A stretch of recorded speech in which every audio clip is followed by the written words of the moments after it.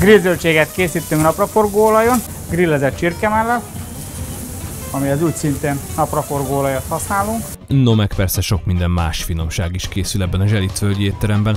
Attilát, a séfet kérdeztem arról, hogy miért használ a legtöbb ételhez napraforgó olajat. Ez itt például bélszín, amaz pedig kacsamell. Mindegyiket előre pácolja a séf, mi másban, mint napraforgó olajban. Nincs olyan erős, intenzív íze, mint egy hidegen préselt olívaolajnak, vagy mint egy másik fajta olajnak, egy tökmagolajnak például. Ebben nyugodtan lehet pácolni, ugye ebbe pácoljuk le a húsokat, mi olajba tesszük el a húsokat, úgy pácolódik a hús, úgy érlelődik. Ugyanúgy a legőzölt kacsamájat étolajba szeljük bele, és úgy tároljuk. Jövünk még a konyhába, de előbb néhány tény és érdekesség. Mert nem mindenhol evidencia ám, hogy napraforgóolajban forgatják a vasárnapi ebédhez a rántott húst. Bipoláris lett a világ. Az amerikai kontinens a szójaolajat használja ipari mennyiségben, nagyon nagy mennyiségben, és az európai kontinens az pedig napraforgóolajra állt át. Itt nálunk Európában úgy tartják, hogy a pravoszláv böjtnek köszönhetjük a napraforgóolaj népszerűségét. A húsmentes időszakban is kellett ugyanis valamilyen zsiradék, ami nem állati eredetű. Ez lett a napraforgó olaja.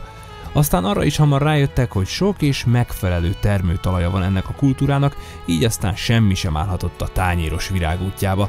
Azóta persze sok évtized eltelt, és mára precíziós folyamatok végén vehetjük meg a tiszta étolajat a boltban. Érdemes tudni, hogy a bevásárlóközpontok polcán zömében finomított étolajokat találunk, finomított napraforgó olajokat találunk. Ez mit jelent? Azt jelenti, hogy a sajtolás után még egy extrakción megy keresztül az olaj, és gyakorlatilag egy íz semleges terméket kap a felhasználó a polcon, azaz, hogyha ebből sütünk egy krumplit, egy húst, egy bármit, akkor ez az íz semleges olaj nem fogja eltolni ezt az ízt, és azt a harmóniát fogjuk érezni, amit egyébként egy más típusú olajnál nem. És nem csak a praktikum a nagy előnye ennek az olajtípusnak, van olyan terület, amiben szinte pótolhatatlan. Az eszenciális zsírsavak azok, amelyeket az emberi szervezet nem tudja előállítani, tehát kintről, táplálékból kell, hogy felvegyük.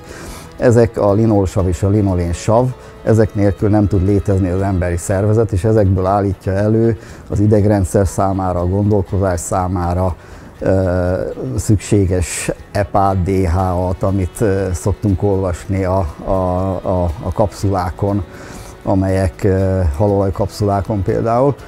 Tehát szükséges a linolsav, és miben van linolsav? Nagy mennyiségben például a napraforgó olajban. Tehát az egyik eszenciális zsírsav forrás az a napraforgó.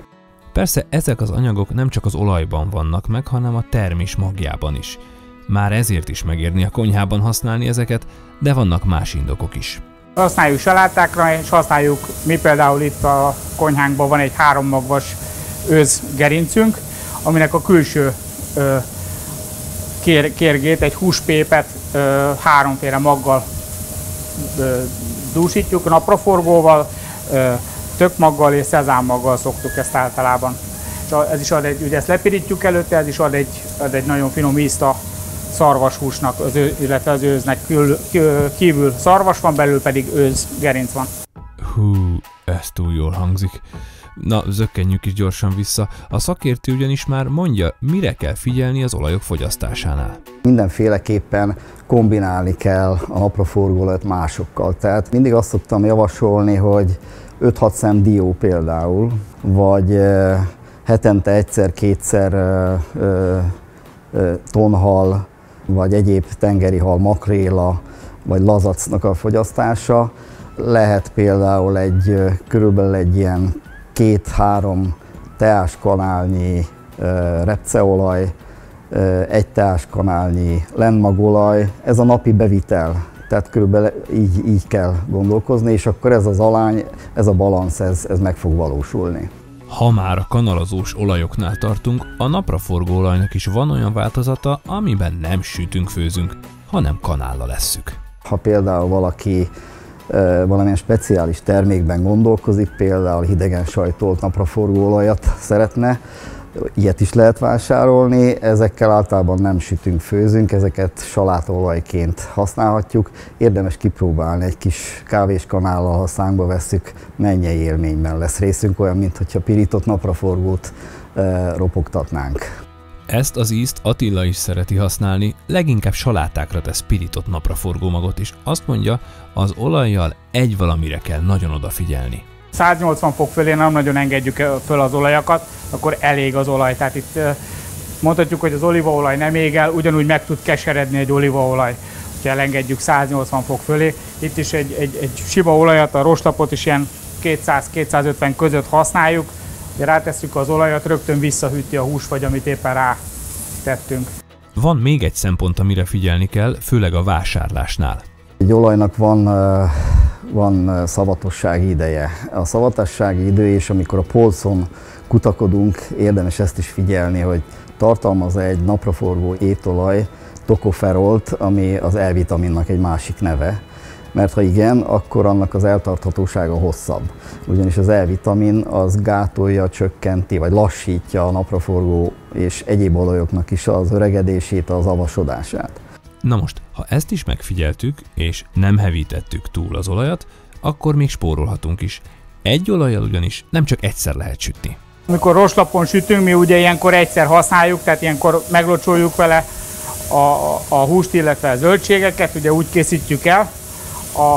Viszont, hogyha otthon használjuk, hogyha nem sok mindent sütöttünk le benne, a napraforgó olajba, akkor azt érdemes átszűrni, és akkor egy következő alkalommal újból fel lehet használni. Ha viszont már tényleg elfáradt az olaj, akkor kérek mindenkit, hogy ne a csapba vagy a WC-be csorgassa bele. A fáradt olajat össze kell gyűjteni műanyag flakonban, és vannak gyűjtőpontok, ahol ezeket fel lehet használni. Lehetne sorolni, hogy melyik bevásárlóközpontnak a bejárata előtt vannak ilyen gyűjtőpontok. Tehát semmiképpen se öntsük ki a lefolyóba, azok jobb helyen vannak az ilyen gyűjtőpontokon. Egyébként az öme az a biodízel gyártás alapanyagaként be fog kerülni a körforgásba. Vagyis a napraforgóolaj nem csak hogy praktikus a konyhában, szinte pótolhatatlan a táplálkozásban, de még környezetbarát is lehet. Mondom én, hogy több ez, mint egy selfie növény. És hogy miért szeretnek vele annyira dolgozni a szakemberek, ez is kiderül jövő heti utolsó adásunkból. Tartsanak velünk akkor is!